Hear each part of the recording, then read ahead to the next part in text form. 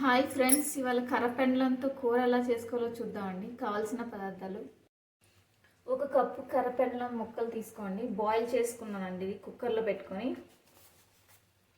ఒక onion pieces అండి, ఒకటే. 2 టమాటాలండి, కొద్దిగా సాల్ట్, 4-5 అలా వెల్లుల్లిపాయలండి, కొద్దిగా అల్లం, ఒక పచ్చిమిర్చి, పోపు దినుసులండి. ఎక్స్ట్రా విడిగా తీసుకున్నానండి నేను. కొద్దిగా కరివేపాకు, ఒక 1/2 స్పూన్ జీలకర్ర, కొద్దిగా ఆయిల్. ఫస్ట్ మిక్సీ చేసుకోవాలండి. టమాటాలు, వెల్లుల్లిపాయలు, పచ్చిమిర్చి, అల్లం, కరివేపాకు, జీలకర్ర చూపిస్తాను. ఫస్ట్ మూకిల్లో కొద్దిగా ఆయిల్ తీసుకొని పోపు వేసుకుంటానండి.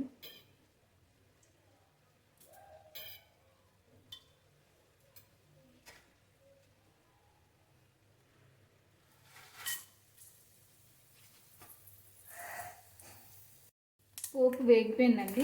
ఆనియన్స్ యాడ్ చేసుకుంటున్నాను నేను. ఆనియన్స్ వేగాక అప్పుడు కర్రపెండలం ముక్కలు వేసుకుంటాను.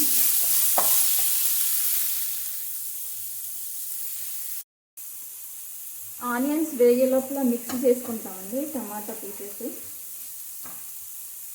4-5 వెల్లుల్లిపాయలు, అల్లం, పచ్చిమిర్చి,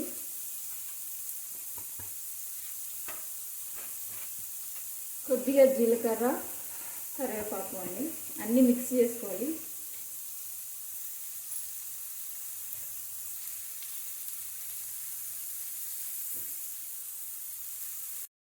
ఇవన్నీ మిక్స్ చేసుకోవాలి మొత్తం. అల్లం, పచ్చిమిర్చి, టమాటాలు, జీలకర్ర, కరివేపాకు అండి.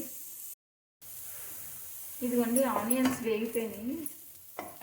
ఇందులో ఇప్పుడు కర్రపెండలం పీసెస్ వేసుకుంటున్నాను.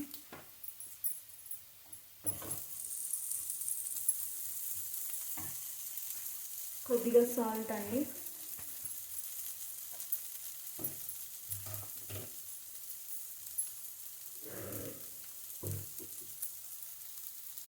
ఇవన్నీ టమాటా పేస్ట్ కూడా వేసుకుంటున్నాను.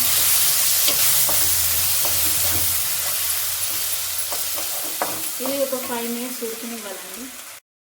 కొద్దిగా చింతపండు నీళ్ళు యాడ్ చేసుకుంటున్నానండి నేను. నాకు పులుపు సరిపోలేదు టమాటాలది, సో అందుకని. ఇదిగోండి కర్రపెండలం కూర రెడీ అయిపోయింది. మీరు కూడా ట్రై చేసి చెప్పండి ఎలా ఉందో taste. Thank you so much.